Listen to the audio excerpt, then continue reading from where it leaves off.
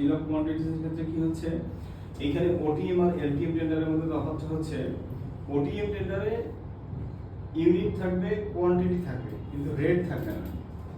Rate হচ্ছে আমাদেরকে হাতে বসাতে হবে। আর এলটিএম এর ক্ষেত্রে সবকিছু অটোমেটিক্যালি দেওয়া থাকবে, আমরা শুধু কি করব, ইয়েস ইয়েস, মানে আমি এখানে সবকিছু দেখছি বুঝছি, এই কারণে সব সময় ইয়েস দিতে হবে। এই ইয়েস দিলে বাকি হিসাব কিতাব ইজিপি সিস্টেম অটোমেটিক্যালি করে নেবে।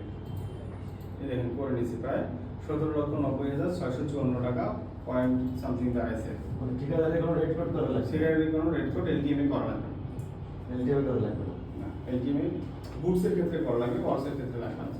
আচ্ছা, তাহলে এটা আমরা করে আমরা কি করলাম, পাসওয়ার্ড দিয়ে সাবমিট করে দিলাম, ইনক্রিপ্ট করে দিলাম। আচ্ছা, ইনক্রিপ্ট করে দেওয়ার পরে অপশন আছে টেন্ডার কোটেড প্রাইস। এখন ওখানে যেটা ছিল সেটা হলো বিওকিউ, হ্যাঁ। এরপর হচ্ছে কোটেড প্রাইস। কোটেড প্রাইসটা হচ্ছে দেখেন এখানে টোটাল বাজেট হচ্ছে 18,53,000 না 18,05,393 টাকা। এইখান থেকে প্লাস মাইনাস হবে।